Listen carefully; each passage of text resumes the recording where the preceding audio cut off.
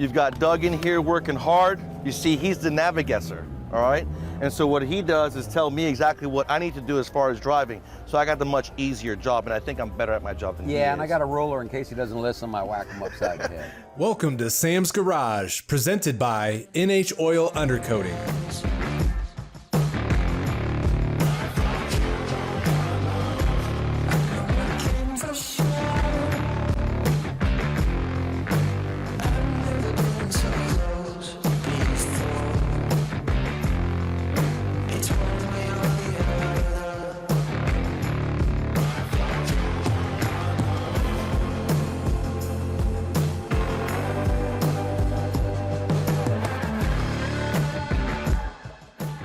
Welcome to a new episode of Sam's Garage.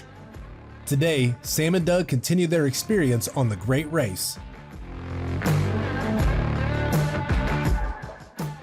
Then Sam installs the engine and transmission in the Chevy Bel Air.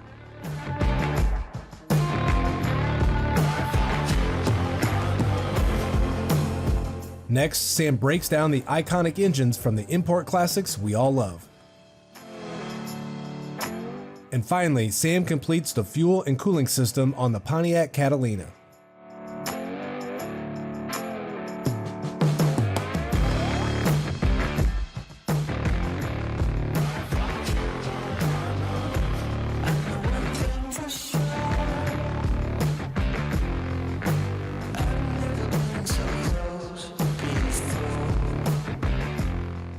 Sam and Doug make a pit stop in Lawrenceburg, Indiana, while competing in the Great Race to stop and talk to some of the participants and enjoy the sights.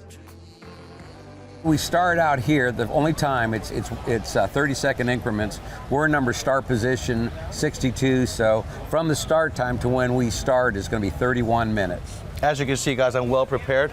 I really didn't know anything except how to shift cars, use the clutch, and do as he tells me as a driver. You're doing pretty good as a navigator. Yeah, as a navigator, we had a phenomenal day yesterday. It was purely luck. I think I've got a little better idea what we're doing. We're going to try to tighten it up. In our division, we were, I believe, fourth.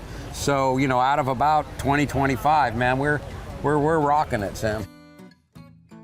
Sponsored by the Savoy Automobile Museum. You guys are going to see us check out their facility in Cartersville on the Low Car Show. And what I got behind me is called the X-Cup Racing RPM Foundation. There's a lot of us old guys, and I belong to a lot of car clubs and a lot of car groups, and our biggest complaints, we're not getting the youth in. To see you guys do this is absolutely unbelievable for me, because I hate to say it, we're getting old and we're dying off. So we need you guys to be replacing. You know what's cool is that they had this car, they had problems, and they had a local place were able to loan them their lift and loan them their shop, but they wrenched on the car. And guys, that's fantastic. I grew up wrenching, and I love wrenching. So to see you guys do it, I'm so impressed with all of you. Thank you for your dedication to continuing on the sport. And we just added 3 more ladies to the Women in Motorsports. Well, the RPM Foundation is a skilled trades advocate. We work to make sure that there are young people here that want to work on cars like this, a whole new generation of people who want to wrench on cars. And we do things like oversee the entire X-Cup division of the Great Race. We give grant funding to help student teams participate in the Great Race. We give scholarship funding to young students who want to participate in pursuing a career in this field. And we also recruit teams. We were at 3 teams just a couple years ago, and we're at 10 teams right now, so we're very proud to be able to expand the division. So my goal is to work in Formula One, and I actually started drag racing when I was 13 and decided to switch into motorsports on the business side whenever I decided to go to college. I found the only college in the United States with a motorsport management bachelor's degree in Belmont, North Carolina. I did that in 2.5 years because I knew I had to kind of fast track my career. So I did that, found out about this school in Italy for a global MBA in supercars, superbikes, and motorsports, and I just completed my studies, and I'll be going back into Italy in September for an internship with Dallara. RPM Foundation, all of this is through donation money. We need you guys to help this industry keep going, these people, these young people. It's important. Look them up, donate. It doesn't matter if it's $1 or $20,000. We appreciate it. That was our first real official race, wasn't it? Yeah, it was. And we did pretty good. I was really excited, Sam. We should have been stayed at 50. I took us to 40, but we got to toss that leg out. Everything that we were in was under 10 seconds. We almost got an ace. We were 1 second off, after an hour 30. Unbelievable. We're learning a tremendous amount, having a great time, and what a way to see the country. Absolutely. Beautiful roads through the countryside. But the cool thing is, you know, he's a race car driver, I'm a race car driver. We think we know everything about racing until you do something slow and technical. I can't tell you how hard it is to keep a car going slow, 10, 15, even 25 miles an hour. Miles an hour, yeah. It's just so difficult. But look at this. Here we are in Lawrenceburg, Indiana. We're in the downtown city square. Everybody has come out to see all the cars.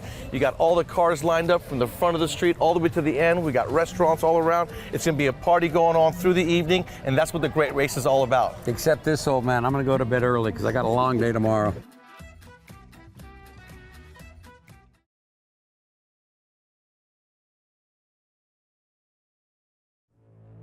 Welcome back to Sam's Garage, presented by NH Oil Undercoating.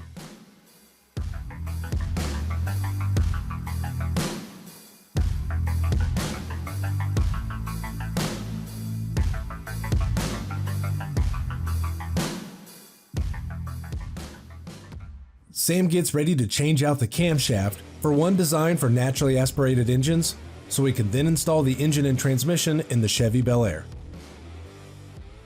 All right, so this week, hopefully everything will go right. We're gonna be putting the engine and transmission in, but before we do that, we're gonna have to change our camshaft. I do have a complete Brian Tooley complete camshaft kit installed, but it's for a supercharger, so we're gonna go ahead and change it out because we're not gonna be supercharging this. No. And then hopefully the engine will go in as easy as it came out. Yes. Now, Brian Tooley Racing also carries these nice new valve covers. These right here are in case you want to run your coil packs right onto the valve cover.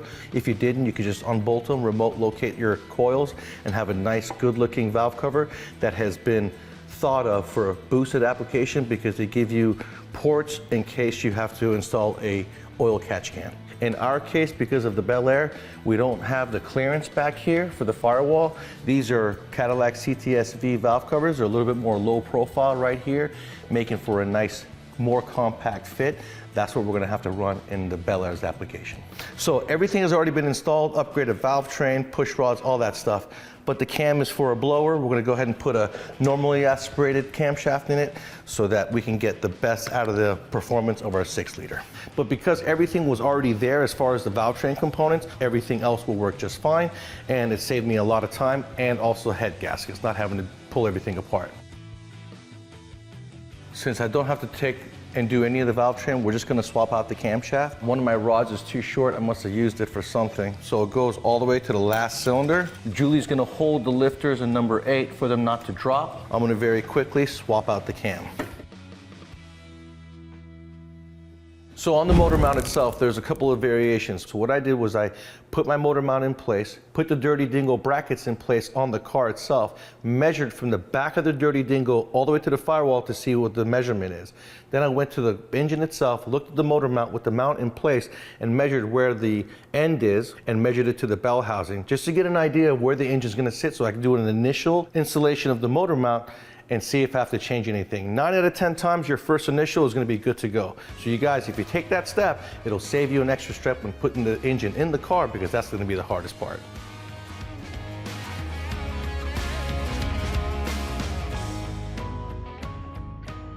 The 4L80 is a little bit longer than the 4L60, so I had to makeshift the motor mount. I got a thick piece of plate right here sitting on top of the cross member, bolted in from the bottom. I got a thick walled aluminum shim and a 7/16 big bolt holding everything together. That's plenty of what we need. Besides that, it looks like we got everything handled, huh?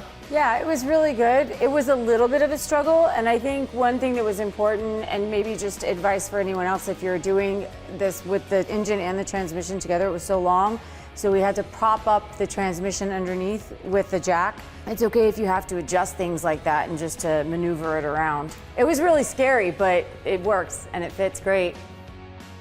All right, so the engine and transmission are in the car. We got a lot of room. Unfortunately, I feel sorry for anybody in the future who has to do a transmission on this deal because the whole engine's gonna have to come out. Well, Julie, the hard part is done. Yes. You know, that was a real bear. We got a lot of clearance on the firewall. We moved everything forward. It worked out just great. Next week, what we're going to do is install the Edelbrock complete top end kit as far as the fuel injection goes. Edelbrock does have top end kits that include heads and a cam package, but we're going to be doing the Edelbrock fuel injection unit on this, all compact, nice. It's going to run really good. Fantastic.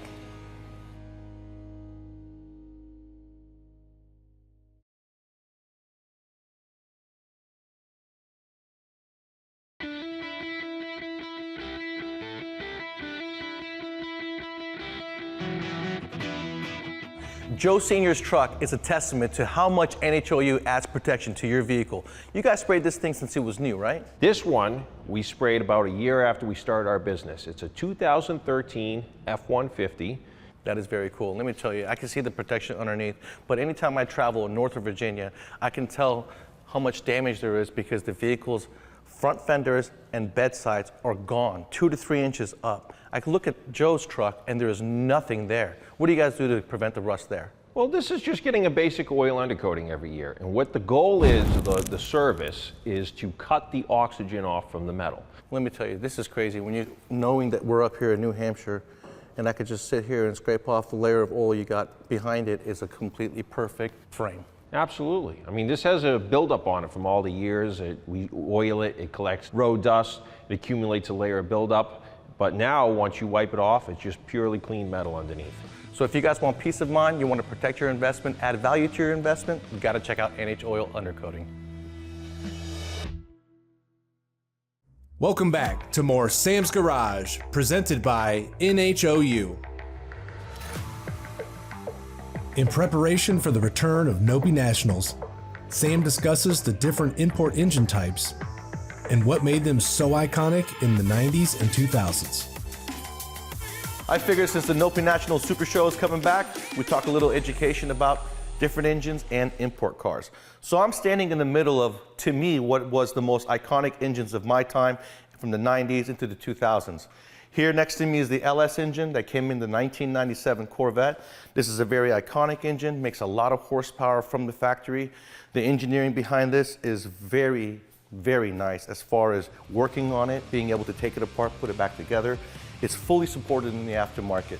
This is pretty much the predecessor to the small block Chevy engine.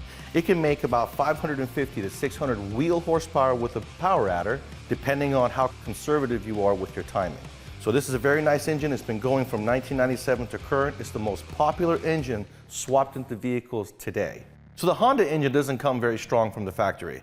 It'll make anywhere from 160 horsepower to 210. It's made for high revs, which means lightweight internals. To make this thing make a lot of horsepower, like we did in the Nopi drag racing series, we would cut the sleeves out, put big fat cast iron sleeves in, forged internals, put the head on, go through the valve train, put bigger valve springs and retainers in, add a bunch of boost, and you're gonna make a lot of horsepower. The Hondas dominated the streets and drag racing, and they were front-wheel drive. Now, the predecessor of the B-Series engine is the K-Series engine, which can handle a lot more horsepower from the factory. With a little bit of boost, you can make a little bit over 400 horsepower to the wheels.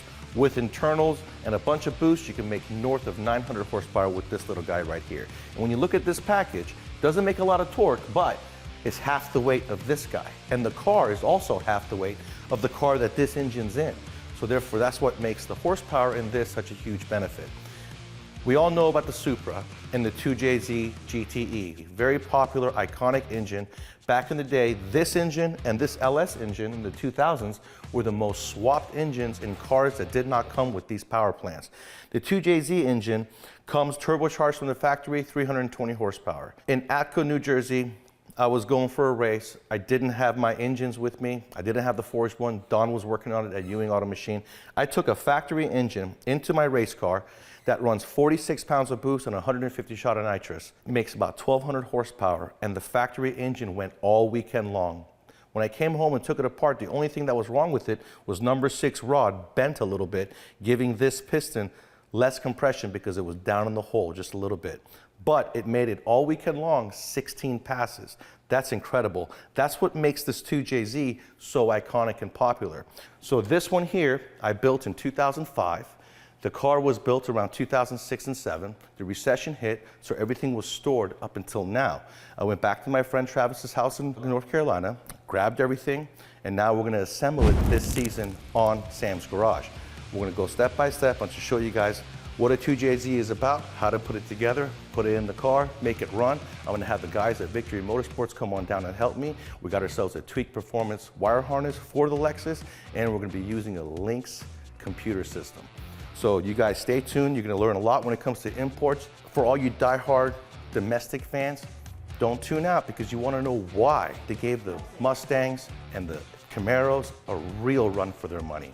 Back in those days, the Fox body Mustangs were drag cars. Just like the Supras turned into drag cars, those guys were racing each other on the track. The cool thing is, Fox bodies would jump out the hole and just hook up and go and have a lower trap speed, but the 2Js would go slow at the hole, but beat them at the end. You're talking 150 trap speed compared to 185 trap speed for the same ET.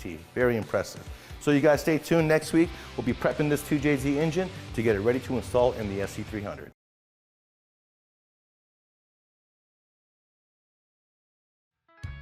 Welcome back to Sam's Garage, presented by NHOU.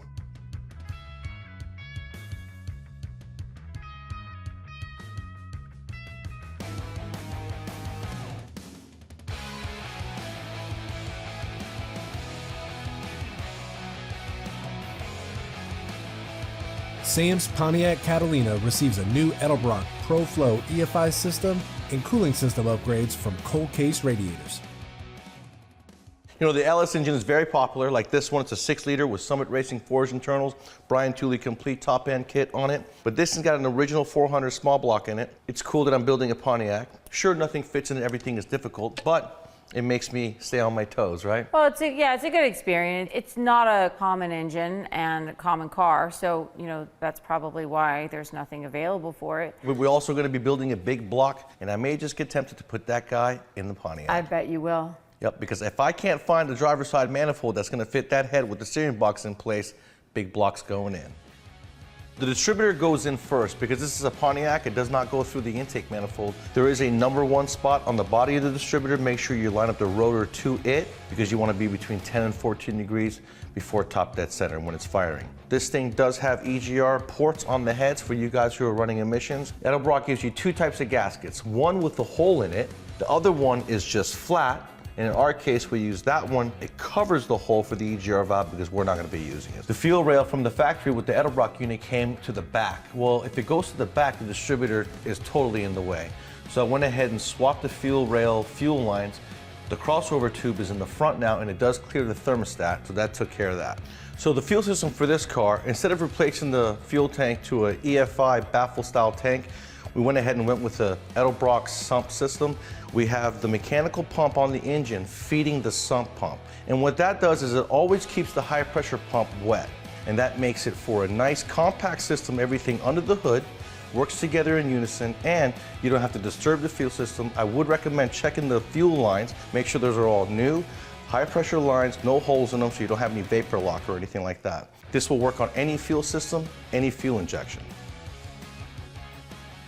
All right, so we're getting ready to install the wire harness for the Pro EFI. One harness is the injectors. Then we're gonna hook up our idle air control valve, everything that goes to the throttle body. The second harness we have is gonna be the main harness that's gonna connect the sub harness for the fuel injectors and the sensors into the computer, the relay, the power source. That's gonna turn everything on. We have a third harness for the ignition system. It's gonna go into the main harness. It's gonna control your distributor, your coil, and your idle air control valve, which is on the throttle body.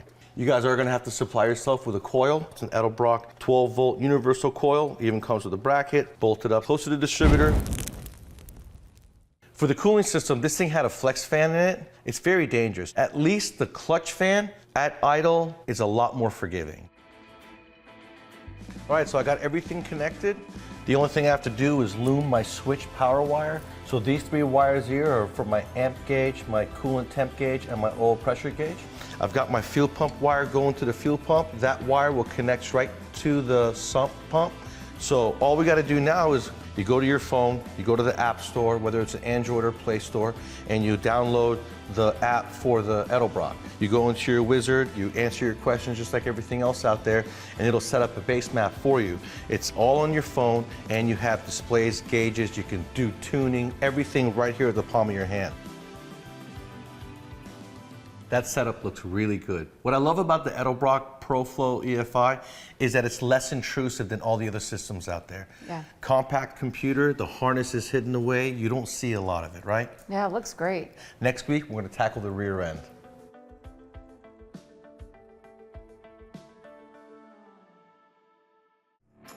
Be sure to check out Sam's Garage on these other media platforms. Send us questions and feedback to info@samsgaragetv.com. And that's a wrap for this episode of Sam's Garage. Sam and Doug are just getting started on the great race. The engine and transmission are now installed in the Chevy Bel Air. Sam discussed what made the import car scene so memorable. And the fuel and cooling systems on the Pontiac Catalina are now completed.